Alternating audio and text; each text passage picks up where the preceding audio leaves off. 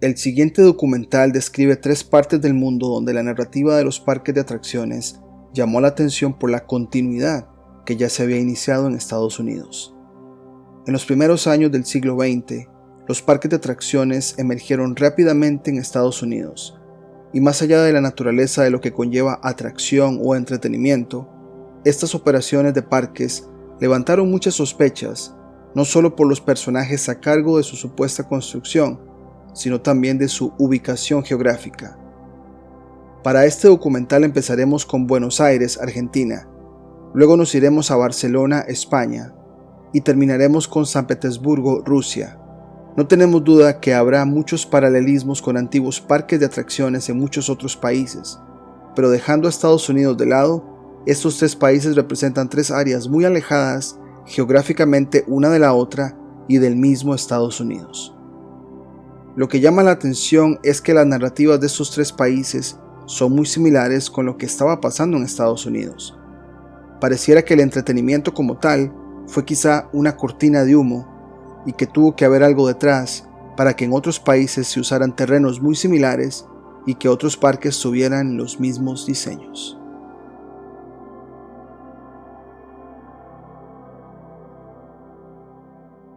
Los parques de atracciones que tomaron lugar en Estados Unidos.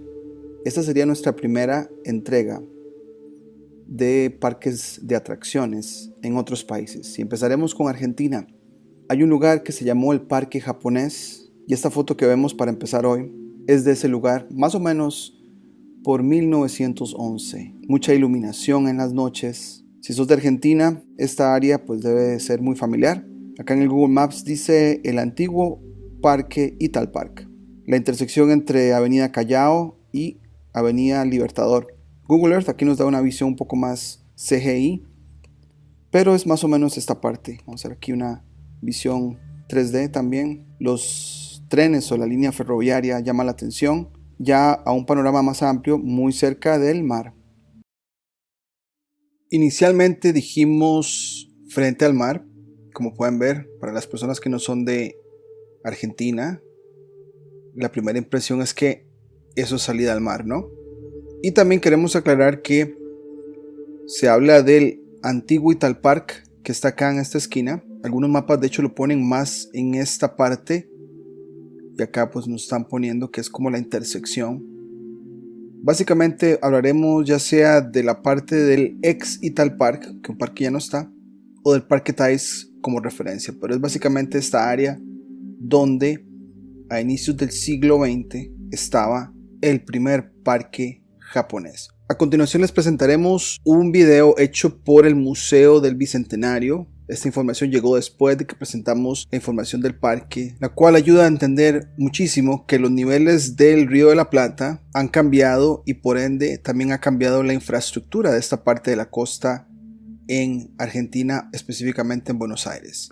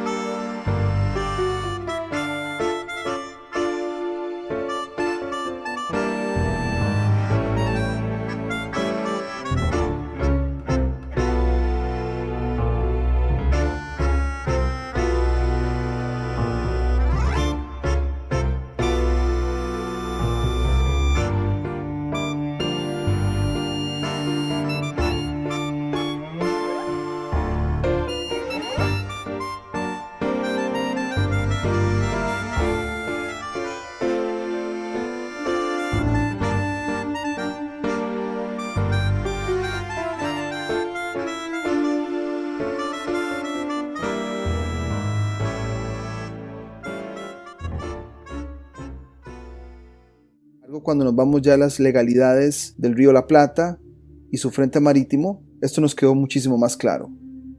Acá donde está Uruguay y Argentina, toda esta área es considerado Río de la Plata, algo que no sabíamos y que obviamente tomamos el tiempo para ver, bueno, cuál es la legalidad marítima en este sentido, y toda esta abertura es considerado el Río de la Plata. Entonces, podemos decir que esta área de lo que es el Parque Tays está muy cerca del Río de la Plata, o sea, del cuerpo de agua. Y según el video que vimos, vemos que los niveles de agua han cambiado en esta parte del Río de la Plata en Buenos Aires. Lo que nos hace pensar es que si en algún momento el agua llegaba más para acá, y esos eran los únicos lugares para poder accesar al agua, ¿no? Y que esto estaba sumergido. Es un patrón que lo hemos visto mucho en estos parques de atracciones muy cerca del agua, donde estuvo el Little Park en un pasado, y hace 100 años estuvo acá el parque japonés.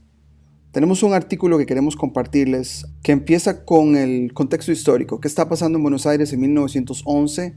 Dice por acá, también se funda la Escuela de Aviación en el Palomar y los porteños se asombran ante el novedoso vuelo de un avión sobre la ciudad.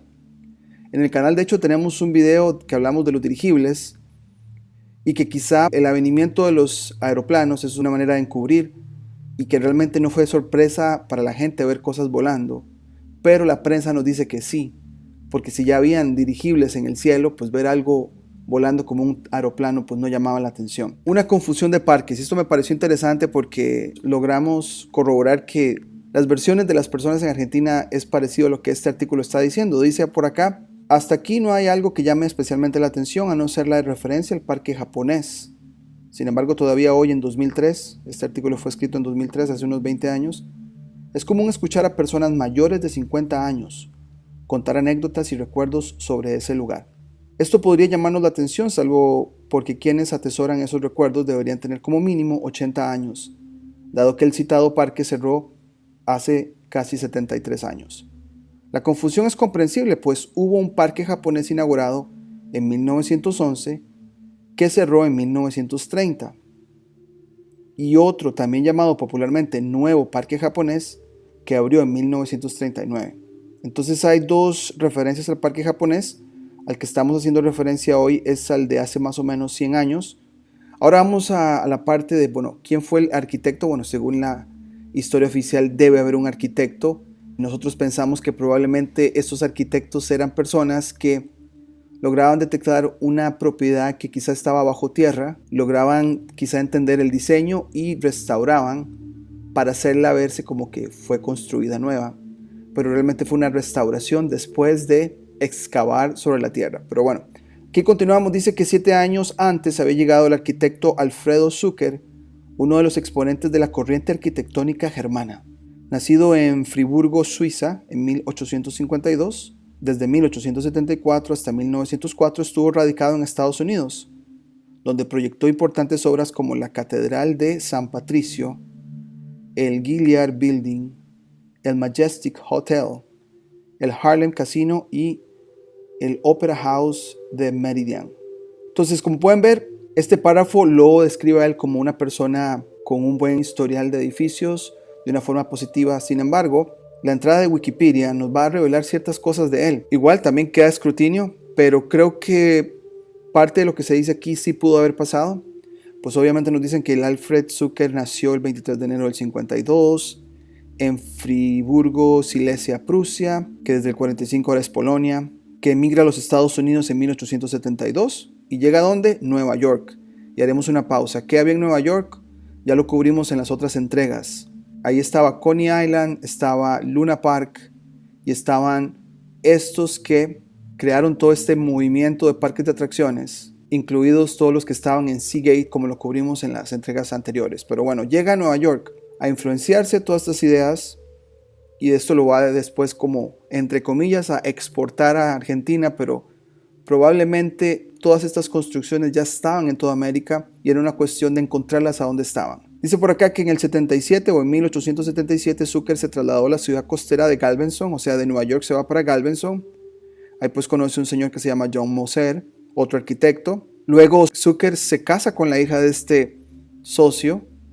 Y lo interesante es que la señora o la muchacha, no sabemos qué edad tenía, murió en 1878 en la epidemia de fiebre amarilla en Vicksburg, Mississippi, solo 3 meses después de su matrimonio. Una muerte acompañada, pero él no muere. Eso queda pues muy sospechoso. Luego en 1880 dice que se trasladó a Atlanta. Vean que anduvo por todo Estados Unidos.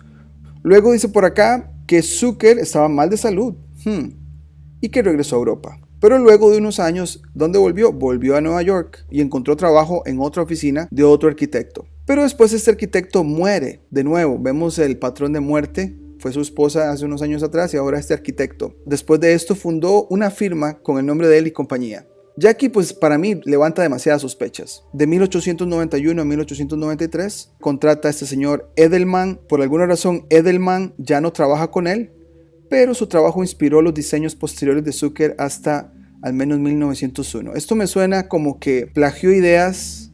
Algo pasó con Edelman y él las obtuvo o tuvo crédito. Se ve como que tiene esta analogía de ave de rapiña, que básicamente que toma lo que no es de él y lo hace de él. Típico comportamiento de muchos de estos personajes. Luego de estar otra vez en Nueva York, robándose las ideas quizá de este otro diseñador, más adelante dice que en 1904, ¿qué hace? Huyó con su familia a Buenos Aires. Trabajó para otro diseñador que se llama Gordon. Dice por acá que su objetivo era evitar una demanda de $100,000 presentada por Gordon, quien alegó fraude y tergiversación. Y ahí fue cuando yo dije, entonces eso explica por qué andaba de lugar en lugar, regresándose a Europa, regresándose a Estados Unidos y terminando ¿dónde? En Buenos Aires. Tendría una práctica exitosa en Buenos Aires, falleciendo ahí en 1913. Se volvería a casar con Jenny Nash Brooke y que está enterrado en el cementerio de la Chacarita, en la sección británica.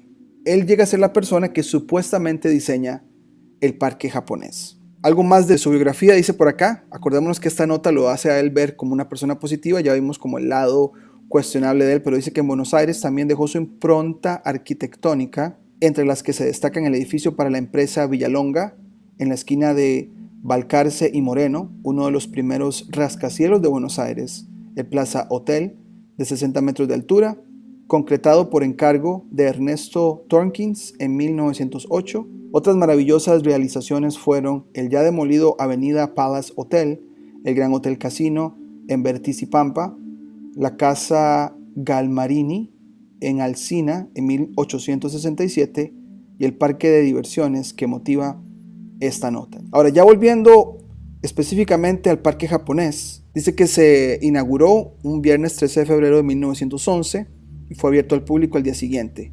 El diario La Nación de ese viernes publicó una nota de 5 columnas con 2 fotografías con los epígrafes Circo Romano y Estación del Ferrocarril Panorámico, con una ubicación dentro de las 6 hectáreas de terreno comprendidas entre la línea del ferrocarril Central Argentino. Ahí pudimos ver más o menos el área de ferrocarril que está en Google Earth y en Google Maps. Callao y Recoleta. Aquel tiene 3 entradas, la principal frente a la calle Ayacucho, la de carruajes y automóviles con acceso al restaurante del club japonés. Se habla de que había la estructura o una atracción llamada Volcán Fujiyama, el circo romano contrastando con el fondo rocoso y bravío de la montaña del Fujiyama, que se erige sobre la orilla acantilada del Gran Lago. Habían lagos como lo mostramos al inicio y como lo estamos viendo también en este momento. El circo romano, reproducción de la antigua ciudad de los Césares, se levanta en primer término con sus 120 columnas, 6 esfinges y los 2 pabellones que flanquean el escenario inmenso. También había un circo. Dice que los palcos y los asientos están construidos como el auténtico circo romano. Volvemos al volcán Fujiyama. Dice, montaña de 2 cumbres con una base de 1,5 cuadras. 1,5 cuadras de ciudad para un volcán es bastante grande, me parece. Está penetrada por sus vertientes, hendeduras y abismos por los rieles de un servicio de 2 coches cada uno, llamados trenes panorámicos. Durante el recorrido de 1000 metros, o sea, 1 kilómetro, se penetra en túneles, se recorren valles, se ascienden cuestas, se deslizan pronunciadas pendientes y siempre y en todo instante se experimenta la sensación de un viaje aéreo atrevido. 2 lagos bañan la falda del Fujiyama, el Gran Lago y el Lago Menor, con una diferencia de nivel de 0,65 metros, lo que determina por medio del canal subterráneo citado y un aparato elevador el movimiento continuo de las aguas. Haremos una pausa ahí porque en la primera entrega de nuestra serie Parque de Atracciones hablamos de las montañas rusas. Encontramos que fueron sitios de extracción de minerales donde los carritos y los rieles eran necesarios para traerlos de arriba de una montaña y tratar de bajarlos al siguiente nivel, y que después estos sitios de excavación fueron convertidos en un sitio de entretenimiento como una montaña rusa, y en este caso este volcán lo está describiendo. Tiene sentido que se haya convertido en entretenimiento y no pues deshacerse de él y que levante sospechas. Luego dice por acá, dando vuelta por la avenida principal de los jardines y rodeando al circo romano, hacia el norte se hallan las ruinas del Taj Mahal a la margen del lago menor, donde se toma pasaje en el tren panorámico y sobre el canal que luego cruza las entradas del monte hasta comunicar, como se ha dicho, con el Gran Lago. Entonces vemos lagos, como lo hemos visto también en otros parques de atracciones en Estados Unidos, que hay como una montaña donde hay un riel donde sube el carrito, ¿no? Y luego en la parte de abajo pues hay lagos, y el parque japonés no era la excepción tampoco. Dice que estos botes hacen un recorrido subterráneo, eso nos llamó la atención, y ondulado antes de salir lanzados al lago menor, igual en longitud y duración al de los trenes. Entonces, botes, recorrido subterráneo, sí nos queda claro que la cercanía al mar, a los ferrocarriles, era un asunto de extraer, transportar y llevar a otros lugares. Dice que habían otras numerosas diversiones, como la reproducción del terremoto de Mesina, donde se presencia desde el comienzo al fin el desastre que aniquiló esta ciudad. Ese es otro patrón que encontramos en Coney Island, donde se representa otro cataclismo que pasa en Texas y mostrarlo como atracción. Quizás sería para inculcar miedo, temor en los que supuestamente disfrutaban de estas atracciones. Dice que ese mismo día el diario La Prensa publica una nota cuyo tono crítico se asemeja a una advertencia. Dice que ellos hablaban de que había que hacer una inspección, lo cual se hace curioso porque quizá fue una publicación que era crítica y tuvo el chance de expresarlo, porque dice que ha hecho caso omiso el parque de las ordenanzas a cuyos términos debe sujetarse esta clase de construcciones, lo que entrañaría toda una serie de grandes y casi inevitables peligros para el público en caso de un siniestro, y están hablando de hecho de un incendio. Más adelante la nota continúa dando detalles referentes a defectos del sistema hidráulico que considera no apto para utilizar en caso de incendios. También cuestiona la instalación eléctrica, advirtiendo que los cables fueron colocados sobre la madera sin tubos aisladores con el peligro de un eventual cortocircuito. ¿Será que la madera es agregada?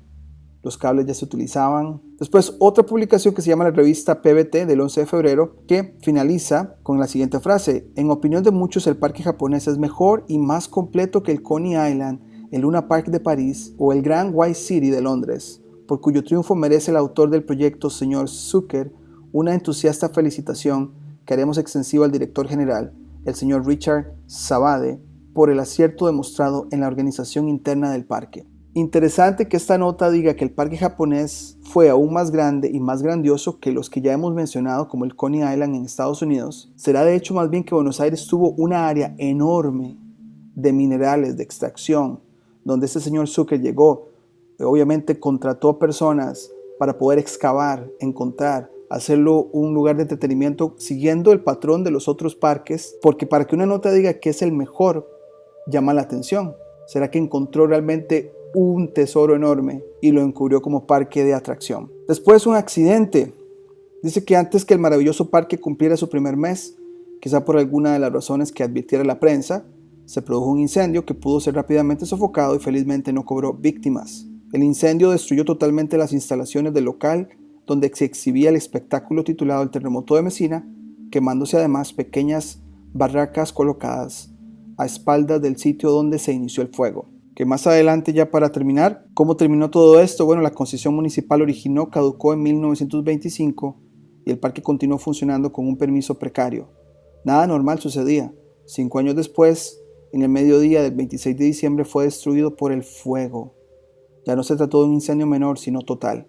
Las causas que le dieron origen jamás fueron aclaradas. ¿Será que lo dejaron quemarse? Muy posiblemente ese ha sido el patrón también, de que saben que no hay que darle mantenimiento por algunos años, saben que en algún momento se va a quemar y después cuando ya empiece utilizan la negligencia para dejarlo, y ya después sabemos que en muchos de los casos llegan las compañías de seguros a sacar pues provecho del accidente, entre comillas. Dice que La Nación del sábado 26 de diciembre nos refiere que la montaña rusa del parque japonés fue destruida por un incendio que estalló en la mañana de ayer. y al comentar el hecho descarta que se debiera a causas de origen eléctrico. La prensa del mismo día lo hace titulando que un violento incendio que se declaró ayer a mediodía en el parque japonés destruyó en parte la montaña artificial por donde circulaba el tren eléctrico, invalidando también la hipótesis del origen eléctrico del siniestro, informando en cambio que el fuego pudo iniciarse a consecuencia de haberse desprendido una chispa de alguna de las locomotoras del ferrocarril central argentino que realizan maniobras por las vías próximas a la montaña. Entonces tenemos vías ferroviarias al lado del parque, carritos en este caso pasando, vagones, y cualquiera de estas dos cosas quizá pudo haber causado el problema. Y ya para terminar, les compartiré este otro artículo de un sitio que se llama arcondebuenosaires.com.ar acerca del parque japonés. Pues muestra unas fotos muy interesantes como de ubicación. Como pueden ver acá, vemos el parque al fondo. Pareciera que están mostrando acá las columnas de las que el artículo mencionaba. Un tren con su humo ahí, no sabemos la fecha exactamente, pero viendo la ubicación donde está el monumento Carlos María de Alvear, tenemos esta estructura de cúpula. Google Earth nos dice que es el Palais de Glace. Está esta área verde donde estuvo. Ahí está el monumento, que de hecho el monumento se ve como a una altura mayor que la estructura donde está el palacio, que no sé si se llamaba así en el pasado, pero muy interesante ver las cúpulas, las antenas y este edificio a la par, muy interesante, que ahora pues obviamente no está. Son estas edificaciones, pero que había algo ahí, lo había. Dice que fue el incendio de 1911 ese primero que pudo contenerse de alguna manera. Vemos los rieles de nuevo, que se ve la montaña del volcán ese que mencionamos en el artículo también. Luego por acá otra foto, vemos el volcán, las banderitas, la vista desde afuera del parque japonés. Y esta sí nos llamó bastante la atención. Vemos las columnas, el volcán y vean el tipo de estructura. No sabemos si era como roca real o recién hecha, pero estos carriles con los carritos, la gente haciendo pues su viaje adentro, como les habíamos mencionado, fueron sitios de extracción de minerales, y para no quitarlos y levantar sospecha, nos parece que fueron usados entonces para entretenimiento. Construir todo esto solamente para entretener a la gente no cierra en toda esta hipótesis que estamos proponiendo. Acá otra vista, los laguitos, la caída del riel, digamos, el tal volcán. Esta fue la foto con la que empezamos y es una vista nocturna, con luces, muy común en Luna Park también. Pero bueno, dejaremos el video por acá. Esperamos que pues hayamos aprendido bastante, y si sos de Argentina o has estado en Argentina y conoces a alguien o conoces de este tema, me encantaría saber más, pero fue lo único que pudimos encontrar y que queríamos compartir porque tiene demasiadas conexiones con los parques de atracciones que analizamos en Estados Unidos, y como que todos siguieron el mismo patrón. Y de este señor del que hablamos, Alfred Zucker, obviamente hay más sospechas de cómo llegó a Argentina y cómo quizá ya sabía localizar y levantar ese tipo, entre comillas, de edificaciones.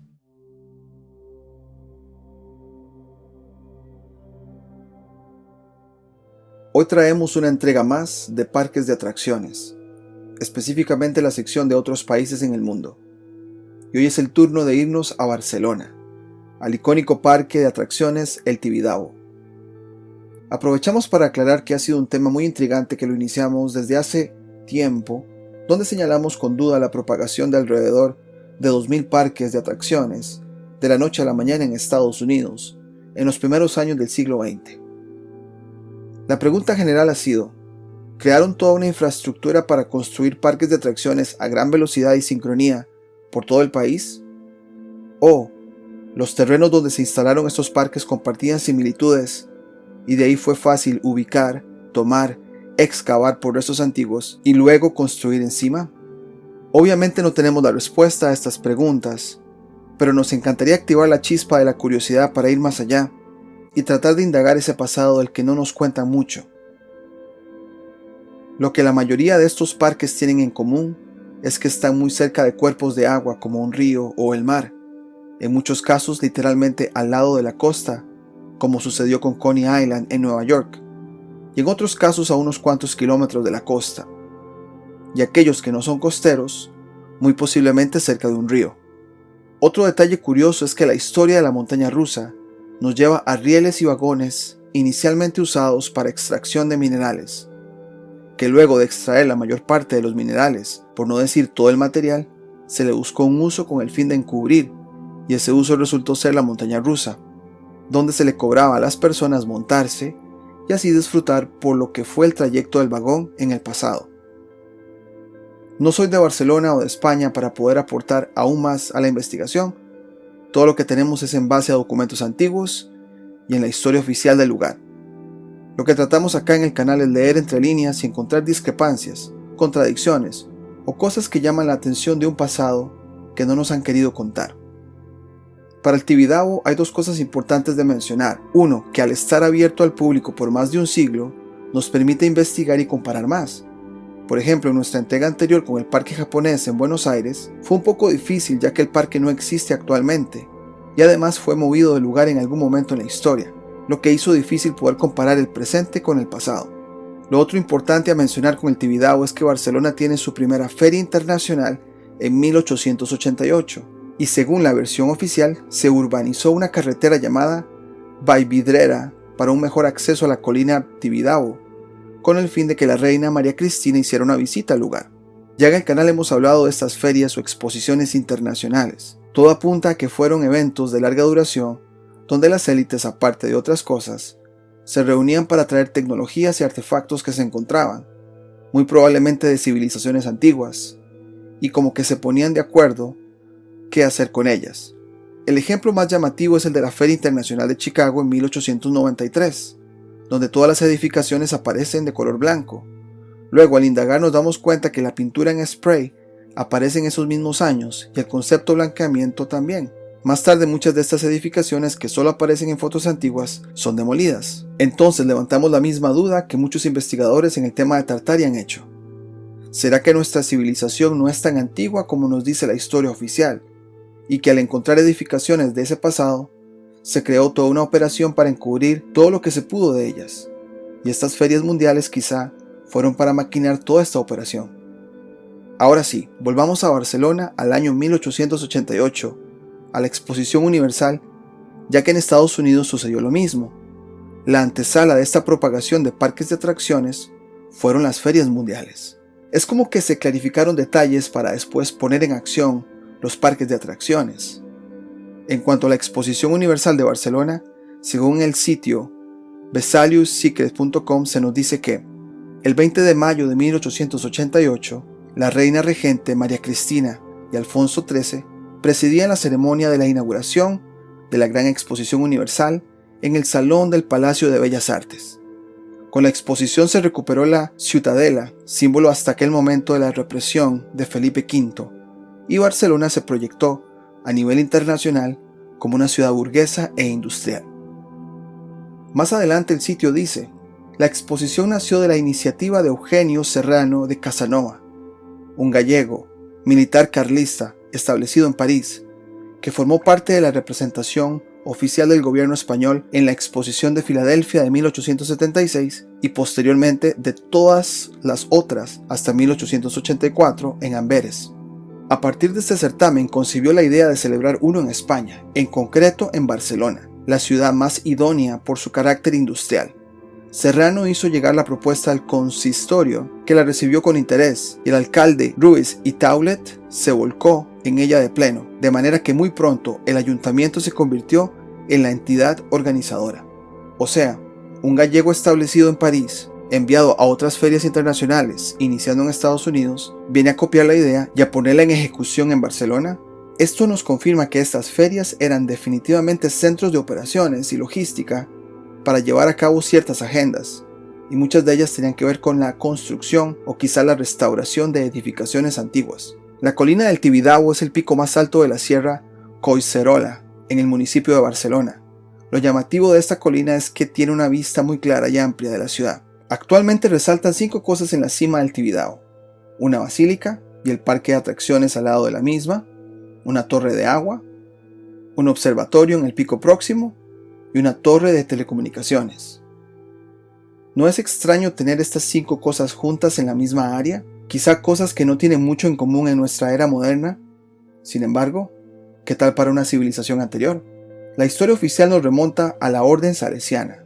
En el sitio oficial de los salesianos se dice del Tibidabo: la idea de construir un templo en lo alto de la montaña del Tibidabo surgió a finales del siglo XIX, ante los rumores sobre la construcción de un templo protestante y un hotel casino, ante lo que una junta de caballeros católicos adquirió la propiedad del terreno que cedió en 1886 al sacerdote italiano Juan Bosco. Bosco estaba entonces de visita en Barcelona, invitado por Dorotea de Chopitea, gran mecenas y promotora del proyecto.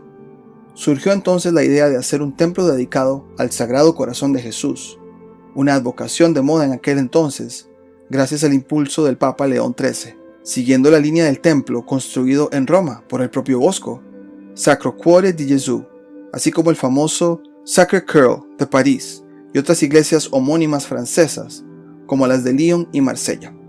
Escuchar que los salesianos son los primeros en poner un pie en la colina del Tibidabo nos hace pensar lo que representa su red en todo el mundo. Tuve la oportunidad de ir a una secundaria salesiana y recuerdo cómo nos contaban de toda su red mundial y de cómo hay terrenos y complejos en todo el mundo de instituciones salesianas. Esta de Barcelona llama la atención porque es arriba en la colina. Iglesias católicas localizadas en cimas de montañas o colinas no es la primera vez que escuchamos. La iglesia de Cholula en México es un buen ejemplo. Si no fuera porque el terreno revela que hay una pirámide antigua debajo, realmente no sabríamos qué habría debajo de la iglesia. Luego dice, en 1886 se construyó una ermita neogótica, inaugurada el 3 de julio, promovida por los salesianos, la congregación fundada por Bosco. Por la imagen parece la parte alta de una torre. ¿Será que hay una estructura debajo?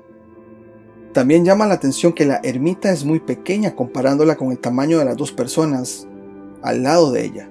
La descripción dice que se construyó. No se dice a detalle de quién.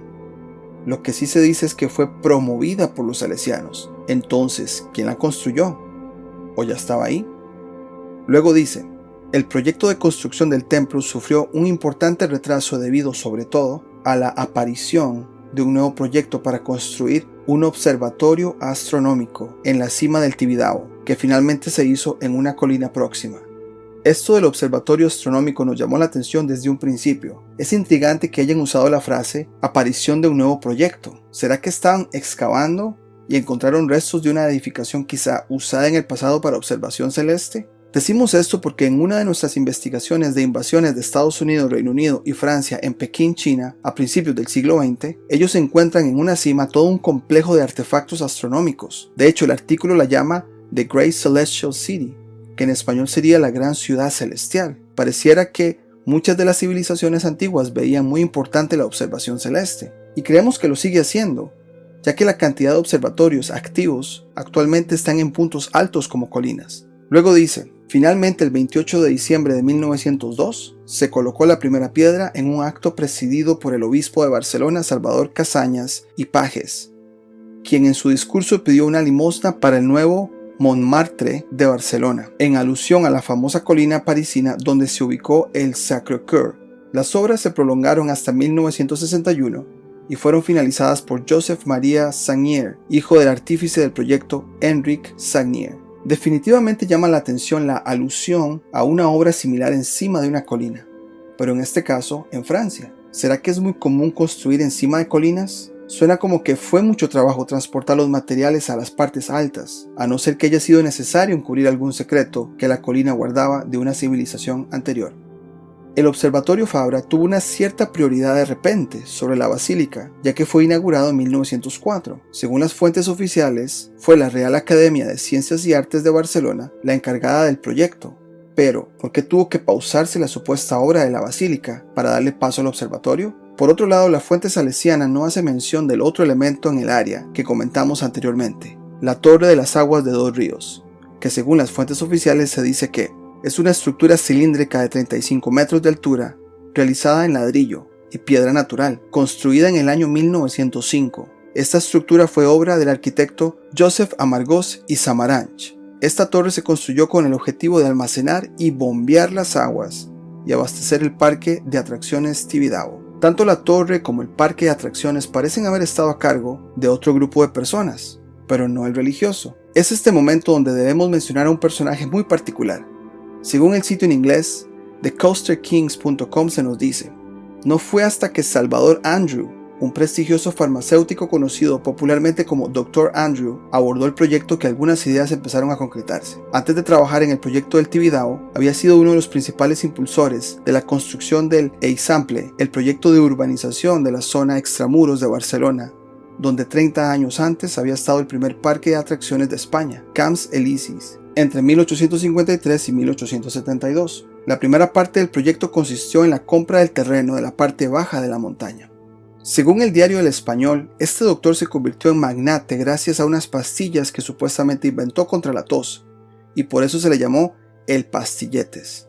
¿No les parece extraño que un personaje de la farmacéutica también sepa de inmobiliarias para visionar la urbanización de un lugar? Es como una copia carbón de personajes actuales que se hacen llamar filántropos, inmiscuidos en proyectos que no tienen relación o en el que ellos realmente no son expertos, pero sí son expertos en llevar a cabo una agenda específica. El sitio de coasterkings.com continúa diciendo: unos años más tarde, el Dr. Andrew y otros importantes miembros de la burguesía catalana fundaron la sociedad El Tibidabo, y luego comenzó la segunda fase del proyecto de urbanización de montaña.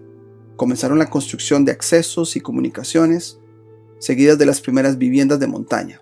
Uno de los principales medios de acceso y comunicación de la ciudad de Barcelona a la montaña del Tibidabo fue un funicular, que fue inaugurado en 1901. Ese mismo año se instalaron las primeras atracciones del parque. Acá hay una extraña discrepancia cuando nos dicen que se instalan las primeras atracciones del parque en 1901. Si hacemos un resumen de los elementos de la colina del Tibidabo ya mencionados, tenemos que la primera piedra de la basílica se pone en 1902.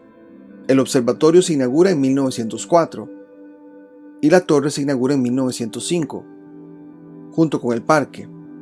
Entonces, ¿por qué instalar atracciones en el parque primero, antes de las otras construcciones? ¿Dejaron esas atracciones ahí o le dieron otros usos aparte del entretenimiento? Acá es donde levantamos la pregunta que hicimos para Luna Park y Coney Island en Nueva York. ¿Realmente estos parques fueron construidos para entretenimiento del público o tenían otro propósito o agenda?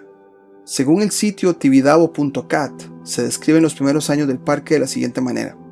La primera década se caracterizó por pequeñas diversiones como telescopios y prismáticos, columpios, tiro Flaubert, juegos de bolos, los espejos, autómatas, estación de palomas mensajeras, etc., así como una gran cantidad de actos de todo tipo, corales de clavé, bandas militares, orquestas y ascensiones en globo, entre otros. En cuanto a los edificios, se abren el Gran Café-Restaurante Tibidabo y el Hotel-Restaurante Cole, además de la gran sala de fiestas donde se intenta, sin lograrlo, abrir algunas dependencias como casino.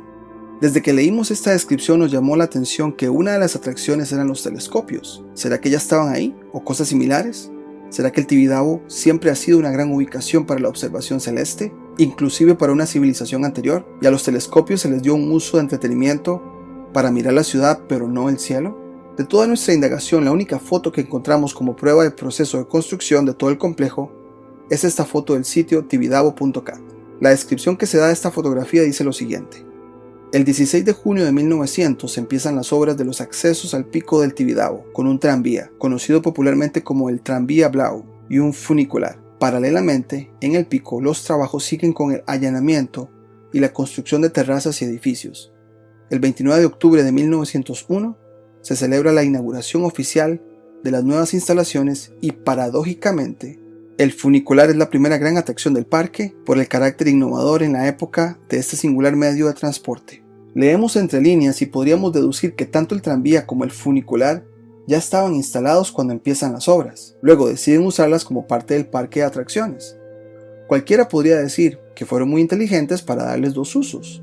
Sin embargo, ¿qué tal si los usaron para extraer cosas y de bajada fue más rápido? Decimos esto porque muchos sitios mineros tienen la línea de ferrocarril para extraer en lugar de ingresar cosas a las minas. Y no nos sorprendería que el doble uso de estos medios de transporte se pudieron haber dado para encubrir más allá de estar preocupados en entretener a las personas. En la Biblioteca Nacional de España encontramos un documento de enero de 1900, donde se describe la operación y nos da un panorama mejor, ya que sería antes de que se inauguraran todos los elementos del Tibidabo ya mencionados.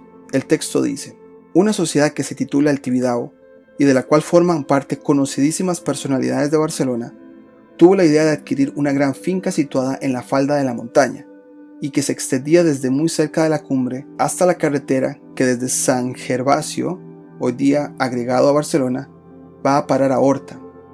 El objeto de comprar esta finca fue urbanizar la parte baja de la misma, al objeto de construir en ella un barrio de inmejorables condiciones para construir chalets y casas de campo, haciendo un sitio de veraneo para las familias cuyas ocupaciones no les permiten alejarse de la ciudad. Esto de urbanizar toda el área posible nos lleva a preguntarnos ¿por qué la prisa? En nuestra era sabemos cómo muchos de nuestros gobiernos son lentos y ponen mucha burocracia para reparar o construir algo, a no ser que sirva a una agenda beneficiosa para ellos. Ahora, hay que considerar de Barcelona ¿qué podría haber debajo de lo que hoy es ciudad? Bueno, un documento del Museo de Historia del Ayuntamiento de Barcelona llamado La Revolución del Agua en Barcelona nos revela que hubo una ciudad romana y un acueducto romano también. Eso sería evidencia de que quizá la ciudad podría yacer encima de lo que fue una ciudad romana. El texto también nos habla de una ciudad bajo medieval, como separando dos civilizaciones en tiempos diferentes. Sin embargo, sea cual sea el caso, hay indicios de que subterráneamente estarían los restos de un pasado. El texto arranca con lo siguiente. El acueducto romano transportaba las aguas de las fuentes de Montcada. La canalización realizaba la mayor parte de su recorrido bajo tierra. Cerca de la ciudad se elevaba mediante arcadas, que le conferían un aspecto monumental. Ellos dicen que la canalización se realizaba bajo tierra, o será más bien que hemos ido construyendo encima de la civilización anterior y lo que fueron pasadizos en la superficie se convirtieron en pasadizos bajo tierra.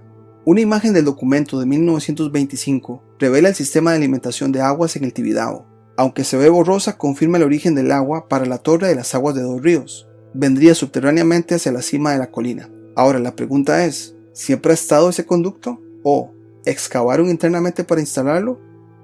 Esto del agua explicaría que aunque los ríos y el mar no estén tan cerca, el agua está estrechamente relacionada con el Tibidabo subterráneamente entonces.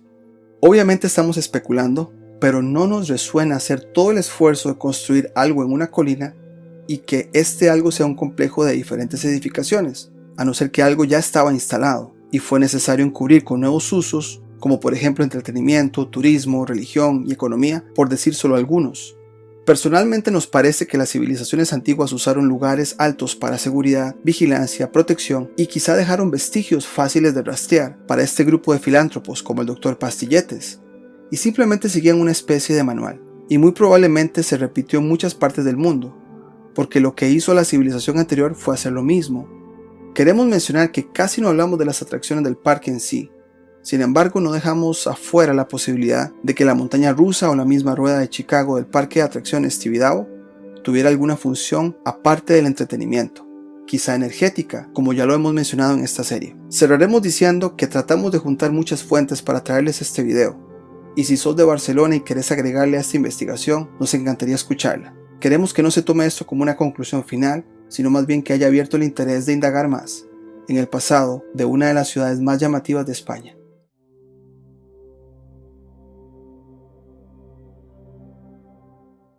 Hoy les traemos una entrega más de nuestra serie Parque de Atracciones. Esta vez nos iremos a San Petersburgo, Rusia, ciudad llena de historia olvidada, y entre esa historia tenemos un parque Luna Park ahí. Así que antes de San Petersburgo, hemos cubierto Buenos Aires, Argentina y Barcelona, España. Rusia ha estado en nuestra lista por una sencilla razón, la montaña rusa, porque en nuestros parques de habla hispana tenemos montañas rusas. ¿Alguna vez te has preguntado el porqué del nombre de ellas? Tienen que tener alguna conexión con Rusia, ¿no? Oficialmente, el sitio Atlas Obscura nos dice, hablando de los picos montañosos más altos de Rusia, nos dicen, hace unos siglos a estos picos helados montañosos en Rusia se unieron temporalmente otros, mucho más pequeños, pero feroces por derecho propio. En plazas públicas y patios privados se levantaban estructuras de madera inclinadas, como colinas. Una vez resbaladizas con hielo, prometían diversión enérgica y espectacularmente peligrosa. Haremos una pausa en esta descripción ya que nos preguntamos si estamos hablando de inviernos más severos, ya que mencionan que los picos montañosos lograban unirse. ¿Estarán hablando de esa época hace aproximadamente 400 años en los tiempos de la mini glaciación? Luego el texto continúa diciendo, en la década de 1700, estas diversiones de invierno se elevaban sobre la orilla del Neva, uno de los ríos de San Petersburgo, como parte de los festivales públicos de invierno. Las estructuras tipo toboganes a veces abarcaban varios bloques, y estaban flanqueadas por árboles cortados y reconstruidos para evocar una arboleda forestal. Las montañas artificiales a menudo estaban coronadas por pagodas ornamentadas o banderas ondeantes y rodeadas de antorchas que permitían que la emoción continuara después del anochecer. Haremos otra pausa acá para preguntarnos, ¿será que a manera que el hielo se derretía, aquellos árboles que habían sido cubiertos ya empezaban a resaltar y era necesario cortarlos y después darle algún uso? También nos llamó la atención la palabra pagodas, que como pueden ver en pantalla, eran ese tipo de torres con alguna función, quizá. El texto dice que era para allá cuando era de noche. Sin embargo, siempre nos preguntamos, ¿tenían otro uso? El texto continúa y dice: en el libro The Incredible Scream Machine, la increíble máquina de gritos, una historia del roller coaster, una historia de la montaña rusa, el autor cita un comunicado de la corte de Ana Ioannovna, emperatriz de 1730 a 1740. El escritor dice: una nueva diversión, que era lo suficientemente ancha para un carruaje, y se le arrojó agua, que pronto se congeló y luego se arrojó más, hasta que se cubrió con hielo de un espesor considerable. Las damas y caballeros de la corte se dejaron caer en trineos y se preparaban para volar hasta el fondo, porque el movimiento era tan rápido que el término volar era el más apropiado. Este texto final nos describe la realeza siendo parte de estos eventos de esparcimiento. También pudimos ver que se tiraba agua y el agua se congelaba, entonces podemos asumir que la temperatura era baja en esos inviernos, muy baja, ¿no? Con esto en mente, toda esta investigación del origen de la montaña rusa nos lleva de montañas naturales a supuestamente montañas artificiales. Podríamos asumir que fueron cosas cubiertas por la nieve y las llamaron artificiales, pero de eso nos vamos a una residencia real llamada Oranienbaum en San Petersburgo. Actualmente, eso es lo que vemos hoy en día. Fotos muy coloridas de una estructura muy llamativa. Sin embargo, cuando nos vamos a retratos de lo que fue antes esta residencia, tiene una estructura de rieles que salen de una de las edificaciones, que hacen un recorrido extenso para volver al pabellón. Recabamos información de un sitio ruso llamado sisuhotel.ru y de una publicación en la red social rusa VK, que es como su contraparte de Facebook. En el sitio sisuhotel.ru se dice que en Estados Unidos se les llama roller coaster, pero que en su mayoría estas montañas o toboganes rusos son llamados montañas rusas, como en Francia y en Italia. El texto en el sitio ruso nos habla de que hay varias versiones del origen de las montañas rusas y menciona que hay una versión de los carretes tipo vagones, los cuales se inventaron por primera vez en los tiempos de minería, especialmente la de carbón, pero de eso hablaremos más adelante. Por ahora seguiremos con las conexiones a la residencia real Oranienbaum. La publicación en el sitio VK dice lo siguiente de la residencia. Según una versión, el nombre histórico de la ciudad, Oranienbaum, coloquialmente Rambov, significa árbol de naranja, que está asociado con la leyenda de que en el momento de la fundación de la residencia, parque, por el príncipe Alexander Danilovich Menshikov, se cultivaban naranjas en los invernaderos del Gran Palacio. Entre todas las estructuras del parque superior de Oranienbaum, el pabellón Katalnaya Gorka, la palabra Gorka alude a un tipo de tobogán, causa la impresión más fuerte. Elevándose como un faro en un alto saliente costero, es visible desde donde mires. Su elegante silueta se destaca claramente contra el cielo. El pabellón es parte de lo que alguna vez fue una gran instalación de entretenimiento, las montañas rodantes de verano, cuyo prototipo fueron las montañas de hielo creadas para los días de las festividades de Maslenitsa. Ahora, haremos una pausa para explicar lo que es la Maslenitsa.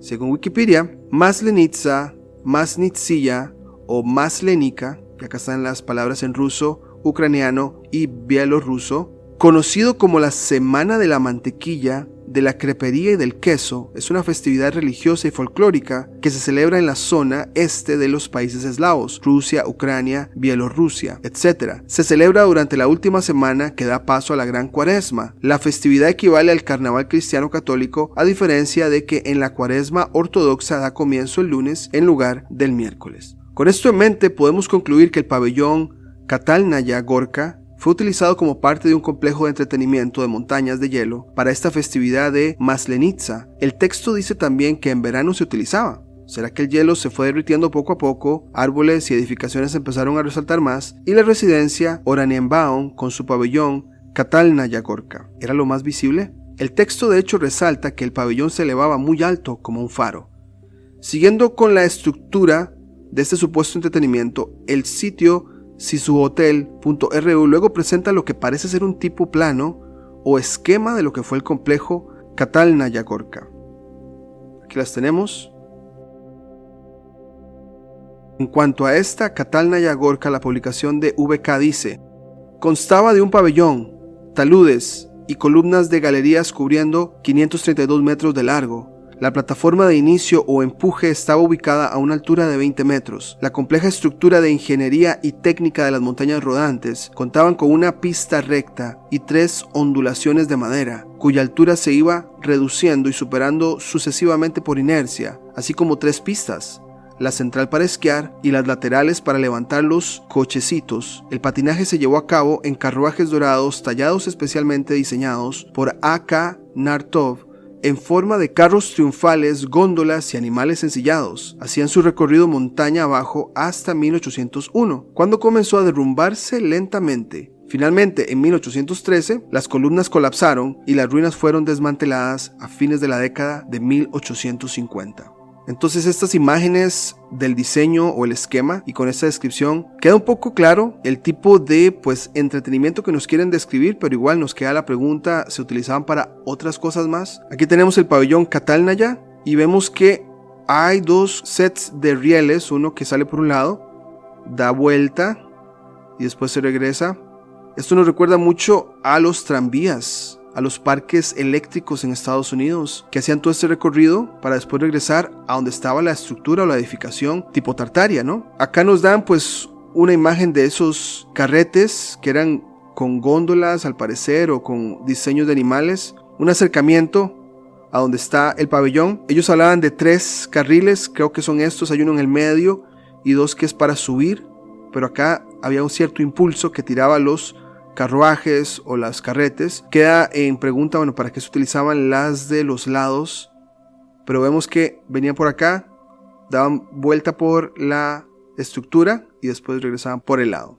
Luego el sitio sisuhotel.ru describe lo siguiente: una parte del Katalnaya Gorka se ha conservado hasta la actualidad, donde vimos esa estructura de rieles con diferentes niveles, pasaba por acá. Ahora lo que hay es simplemente un pasadizo y allá se va al fondo el pabellón, que se extiende por 532 metros de largo, como para tener una idea de la distancia. Acá una foto retrato de las montañas Katalnaya. El sitio sisuhotel.ru da un estimado de tiempo alrededor de 1890 a 1895. Sin embargo, no deja claro la ubicación exacta. Dice San Petersburgo, pero también menciona un lugar llamado Tsaritsyn, que actualmente es llamado Volgograd. Sea cual sea la ubicación, el sitio dice que es obra de un fotógrafo llamado Karl Karlovich Bula. Sin embargo, hay partes en la fotografía que se ve como un retrato. Nos referíamos a la parte que parece retrato por estos personajes, o puede ser una fotografía restaurada, pero vamos a hacer el acercamiento acá para que vean que se ven las ondulaciones que suben y bajan. Estos rostros y estas vestimentas parecieran que no es fotografía, pero supuestamente un fotógrafo lo compartió. Lo dejamos a pregunta para todos ustedes. Acá una foto un poco antigua del pabellón del Katalnaya Gorka. Es una edificación de 3 niveles. No nos da la fecha, pero sí se ve antigua, con esta antena arriba muy llamativa. Esa es la foto que nos comparte el Google Earth de esa estructura hoy en día. Muy similar a lo que vemos en esta foto. Quizá sea más de los 70s por los colores que tiene. Aquí tenemos una foto y aquí podemos ver más o menos el paisaje alrededor. Nos vamos a ir al mapa también para que más o menos se den una idea de cómo se ve esto desde arriba, ¿no? Aquí tenemos el pabellón. De hecho, si hacemos acá un movimiento de los puntos cardinales, por acá pasaban estos rieles, daban la vuelta como en círculo y regresaban.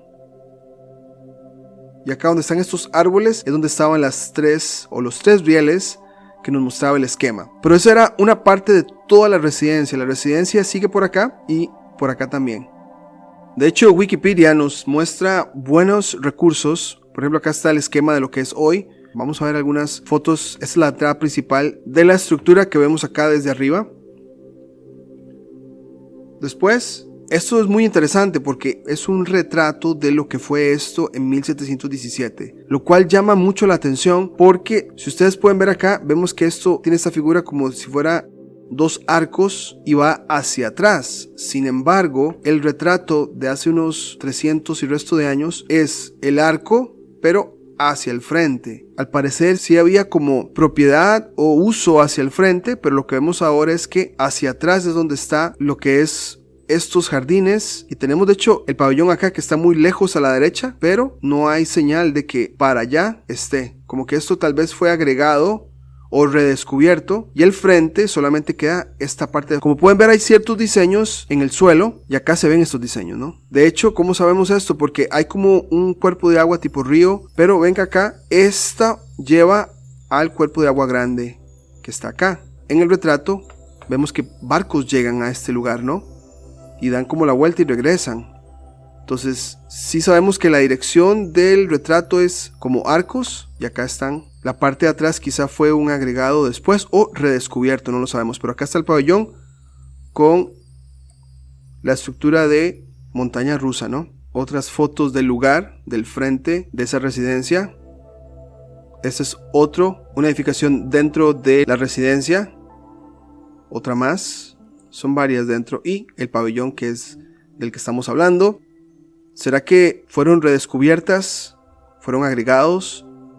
¿La nieve tuvo que ver mucho hace 400 años? Bueno, después de cubrir lo de la residencia, Oranienbaum y Katalnaya Gorka, tenemos la otra versión de la montaña rusa que está ligada a la minería. La entrada de montaña rusa en Wikipedia en ruso dice lo siguiente: en 1927, la compañía minera Summit Hill en Pensilvania construyó un ferrocarril de 14 kilómetros que utilizaba fuerza del peso para mover el carbón de la minería al transporte marítimo o desde el lugar de extracción al lugar de carga. En la década de 1850, la llamada Gravity Road ofrecía a los buscadores de sensaciones extremas un paseo con la brisa, o el equivalente a la expresión rodar sobre ruedas con viento por 50 centavos el trayecto. Tomando esta idea, la Marcus Edna Thompson diseñó la estructura como de un tobogán tipo montaña que se abrió en Coney Island en 1884. Los pasajeros debían subir de forma independiente a la parte superior de la plataforma, desde donde se deslizaban hacia abajo en carros similares a carros mineros con bancos similares a asientos. Habiendo recorrido unos 180 metros, el tren subía a una segunda plataforma,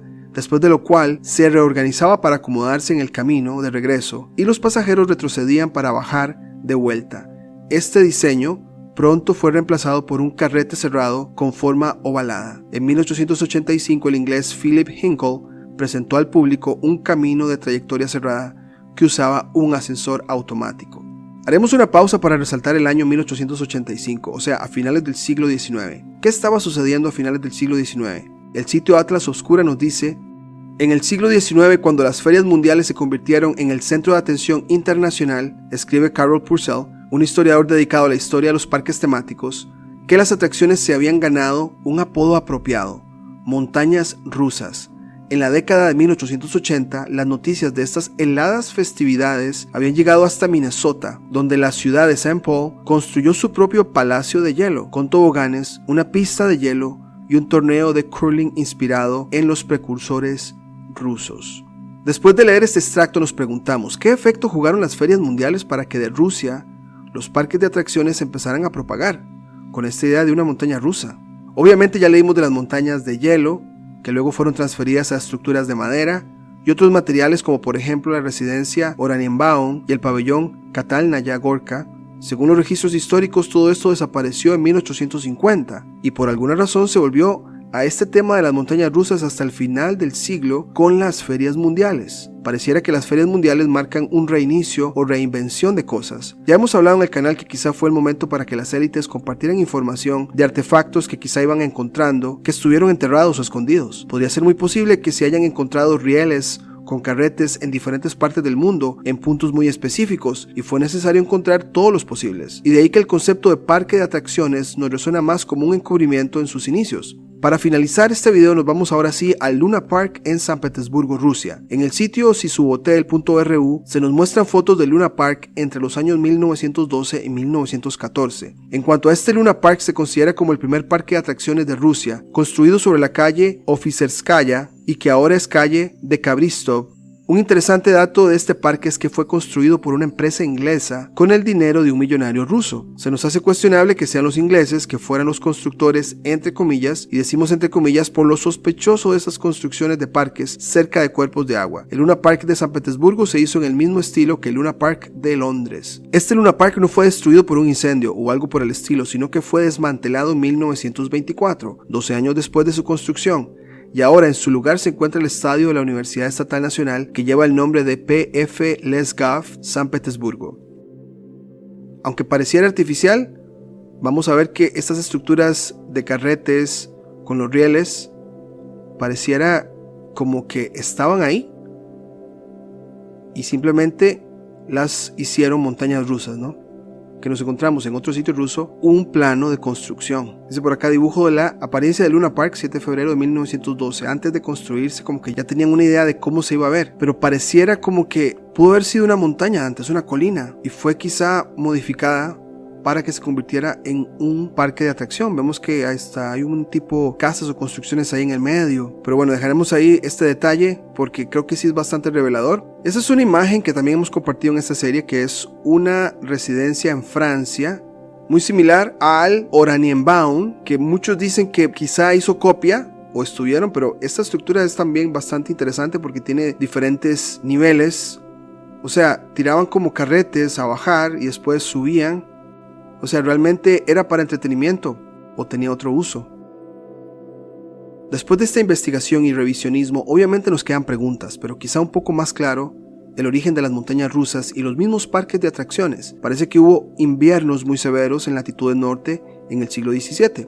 ¿Será que esto esté conectado a la mini glaciación de hace 400 años con el mínimo solar de Maunder? ¿Será que la acumulación de hielo forzó a la gente a transportarse sobre lugares congelados o cubiertos de nieve? Entre líneas podríamos inferir que entre montañas había capas de hielo y aunque nos digan que se usaban como entretenimiento, fuera la manera de vida para transportarse de un lugar a otro, ¿no? Después, a manera como el hielo dejaba al descubierto edificios del pasado, quizá los rieles y los carretes seguían siendo un tipo de transporte, al que se le buscó cierto tipo de uso como entretenimiento. Al parecer hay una pausa en 1850 y no se sabe nada de rieles y carretes hasta las ferias mundiales de finales del siglo XIX, que coincidentemente marcan el inicio de los parques temáticos o de atracciones. Pero bueno, dejaremos esta entrega acá y cualquier comentario o aporte a esta presentación nos encantaría escucharlo y nos vemos en la próxima.